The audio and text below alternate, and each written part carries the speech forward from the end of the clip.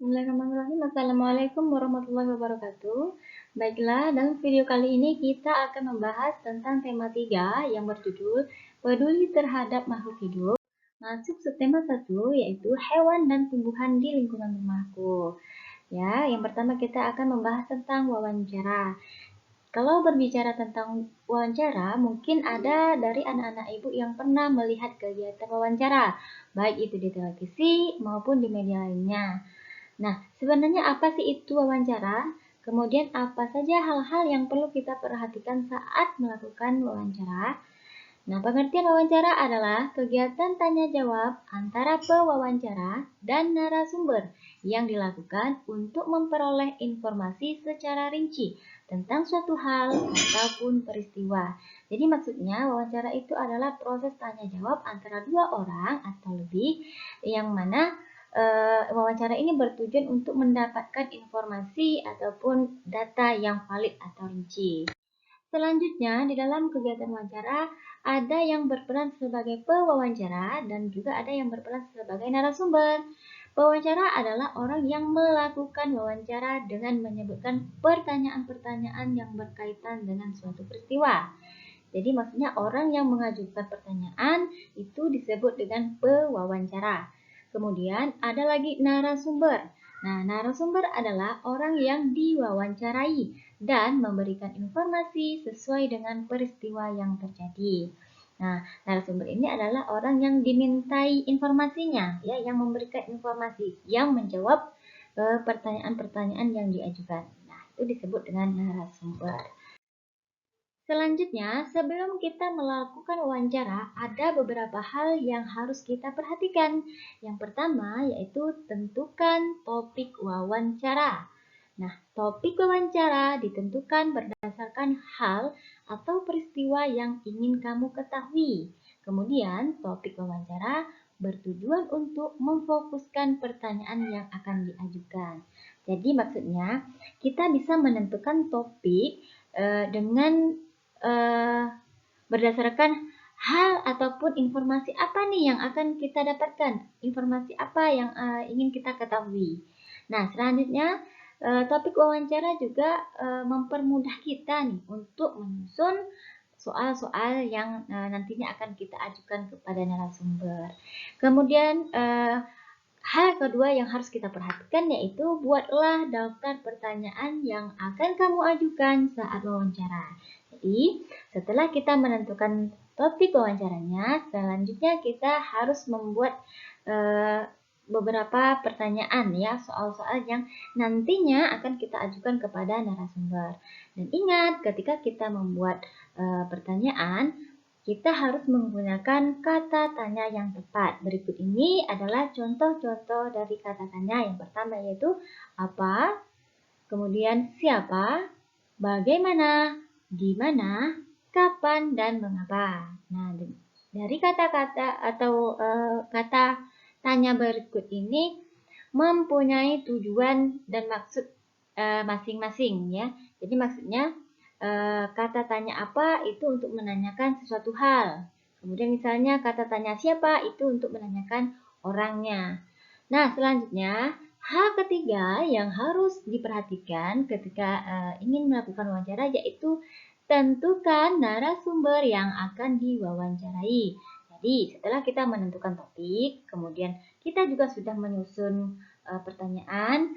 Yang ketiga, kita harus menentukan nih siapa narasumber yang tepat untuk kita minta informasinya. Nah, ini untuk menentukan narasumber ini harus sesuai ya. Jadi harus orang yang tepat, orang yang paham dalam hal yang akan kita cari tahu tadi.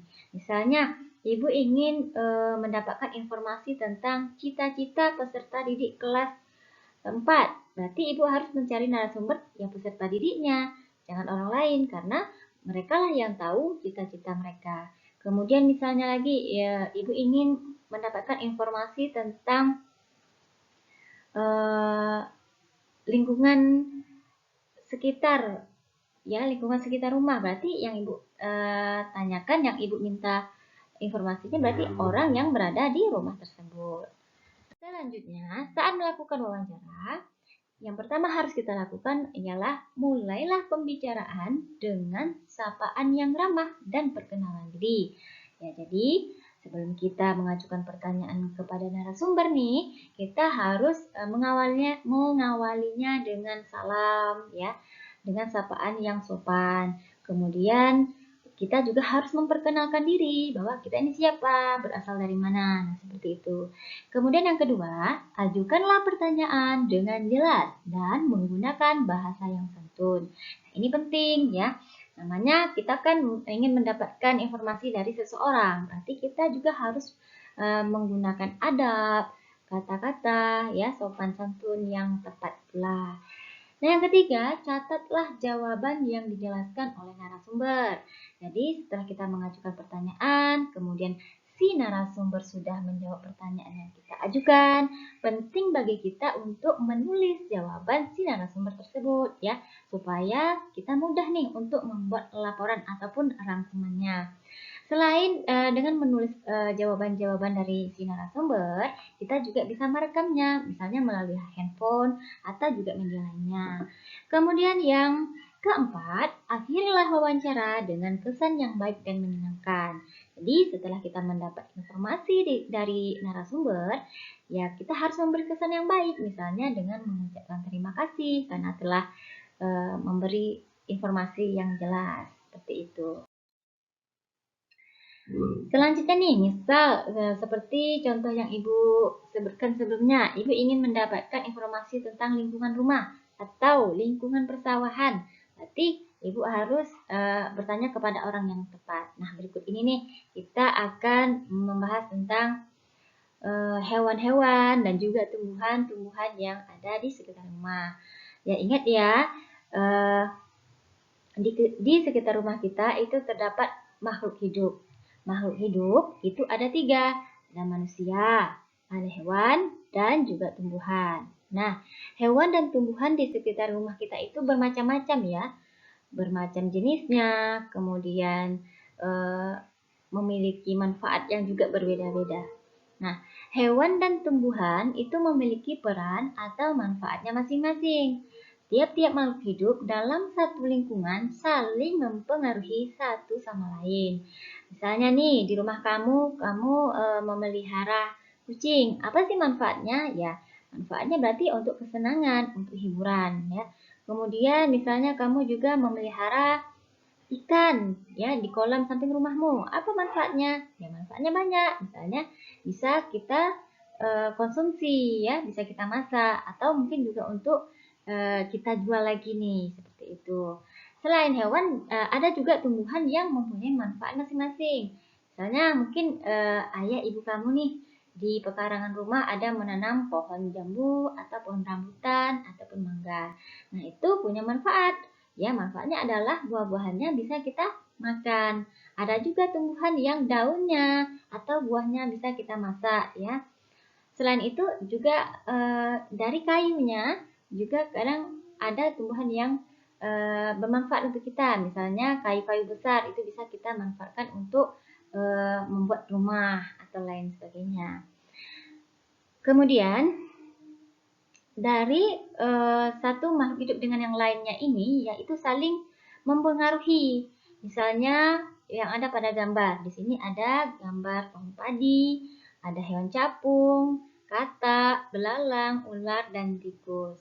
Nah, dari masing-masing makhluk hidup ini saling mempengaruhi ya satu sama lainnya. Misalnya nih, adanya pohon padi itu bermanfaat bagi capung, bagi belalang untuk tempat tinggalnya.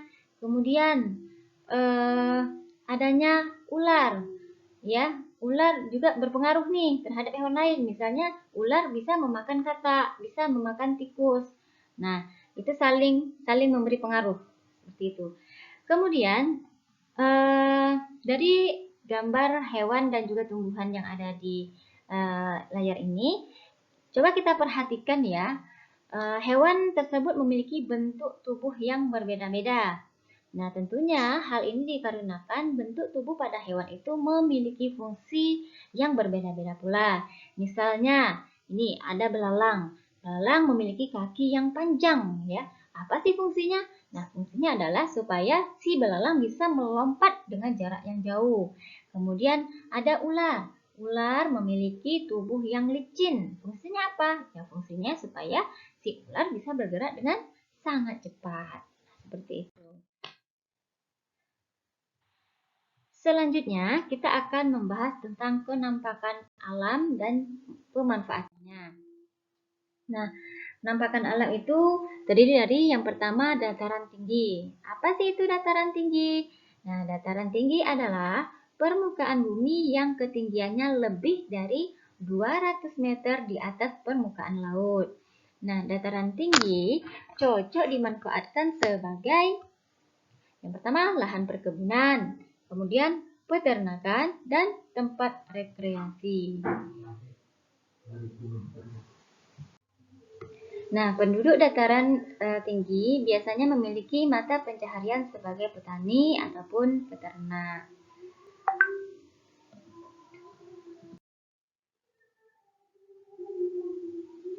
Nah, biasanya di dataran tinggi terdapat perkebunan teh. Nah, perkebunan teh banyak terdapat di dataran tinggi karena suhunya cocok untuk pertumbuhan teh. Kemudian, dataran rendah. Apa itu dataran rendah? Dataran rendah adalah permukaan bumi dengan ketinggian 0 sampai 200 meter di atas permukaan laut. Lahan pada dataran rendah dimanfaatkan untuk berbagai keperluan seperti pertanian, perkebunan, peternakan, perumahan, dan juga industri.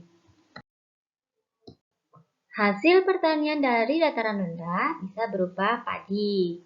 Nah, pertanian padi termasuk contoh pemanfaatan dataran rendah. Kemudian bisa dari hasil tebu, kelapa sawit, dan hasil peternakan di dataran rendah bisa berupa hewan ternak kambing, ikan lele, dan lain sebagainya. Nah, rata-rata mata pencaharian penduduk di dataran rendah adalah sebagai petani, peternak, dan pegawai perusahaan. Kemudian, yang ketiga yaitu pantai. Pantai adalah dataran yang berbatasan langsung dengan laut.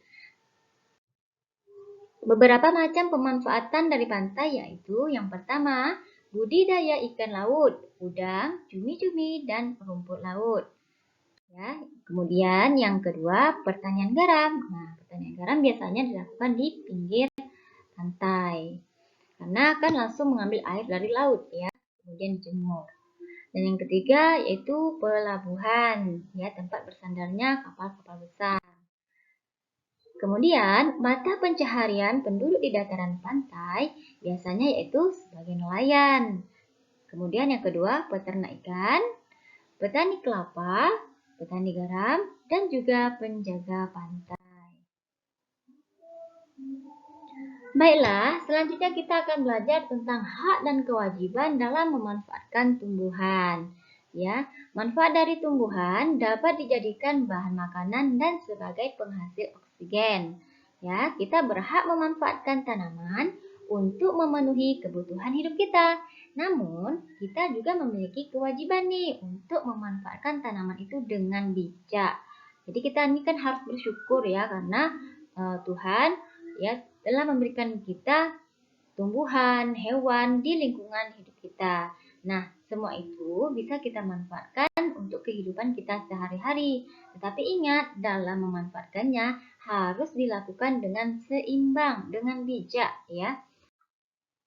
Nah, berikut ini adalah contoh hak dan juga kewajiban memanfaatkan tumbuhan. Nah, buku tulis berasal dari serat kayu pohon yang diolah. Kita mempunyai hak untuk menggunakan kertas untuk menulis. Tapi kita juga mempunyai kewajiban menghemat kertas agar tidak banyak pohon yang ditebang. Contoh lain misalnya di rumah, kita mempunyai hak untuk mengambil buah dari pohon yang kita tanam. Nah, apa kewajiban yang harus kita lakukan? Yaitu merawatnya, menyiramnya, atau juga memberi pupuk.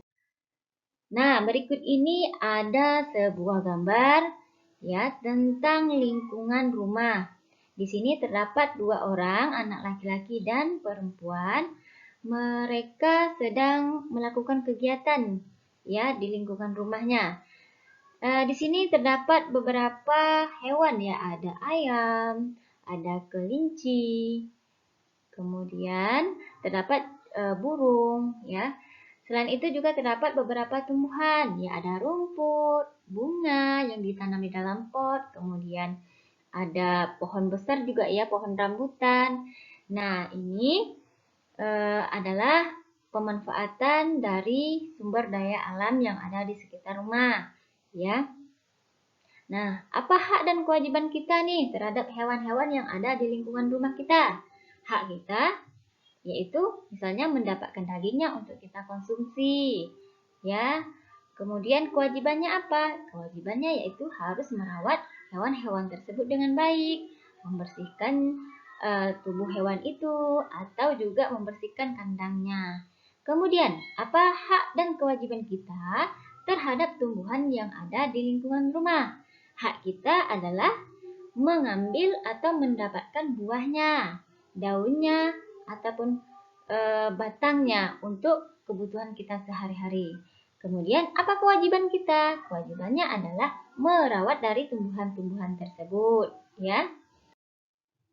Nah, berikut ini sudah Ibu rangkum beberapa hak dan juga tanggung jawab yang harus kita lakukan terhadap hewan dan juga tumbuhan yang ada di sekitar rumah kita. Selanjutnya, dari lingkungan kita juga bisa membuat karya seni yang indah loh. Nah, apa karya seni? Apa itu? Yaitu kolase. Apa sih itu kolase? Kolase adalah karya seni yang dibuat dengan cara menempelkan suatu bahan pada media ke dalam suatu komposisi yang serasi sehingga menjadi karya seni baru. Ya. Nah, bahan-bahan yang dapat digunakan untuk membuat kolase bisa kita ambil dari lingkungan sekitar nih. Misalnya dari ranting kering yang ada di pekarangan rumah, ya.